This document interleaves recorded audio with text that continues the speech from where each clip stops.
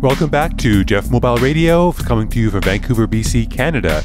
This is a podcast where I'm going to be reading aloud and bringing to life some of the comments about local Vancouver issues on my Facebook page. And these are all contributed comments from my friends on Facebook, and I thought they were really interesting discussions, so I wanted to bring them to the attention of the public of Vancouver. And this is regarding the upcoming Vancouver Transit Tax. And the question for our listeners is, if Translink can't manage a 170 million Compass program, can we trust them to manage a 7.5 billion transit plan? One of my friends, AC, says, I don't mind temporary fare or tax hikes for funding where needed. The only problem is that tax or fare hikes don't go back down. And that has 3 likes.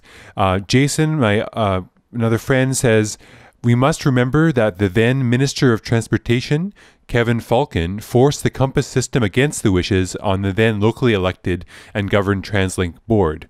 As such, I'd argue the Compass failure is not a true measuring stick of Translink, but rather of the BC Liberals. George says, and that has 3 likes, George says, perhaps the newly sworn-in Vancouver City Council would forego their proposed raise and put that towards transit. And that has 2 likes. Stephen says, we need more transit, with 1 like.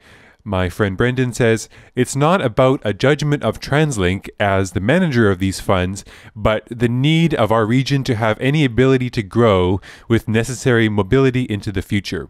Also, as a sales tax goes, it will have more positive direct impact, even to drivers who don't take transit, because every person on transit is 1 less car in front of you, with less felt cost than even general inflation has, and that has 2 likes.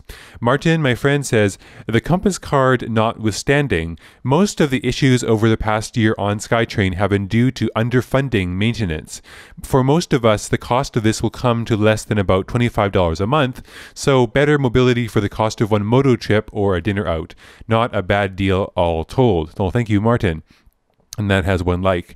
Martin also continues to say that now I'd really prefer this to be done by road pricing, example, a downtown congestion tax or a per kilometer tax on insurance renewals, as it is more progressive, but that's an implementation challenge. Tweaking the PST is far easier to do in the short term.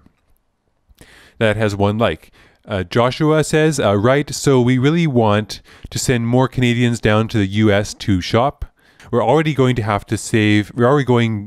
there to save our $3 for a gallon of milk.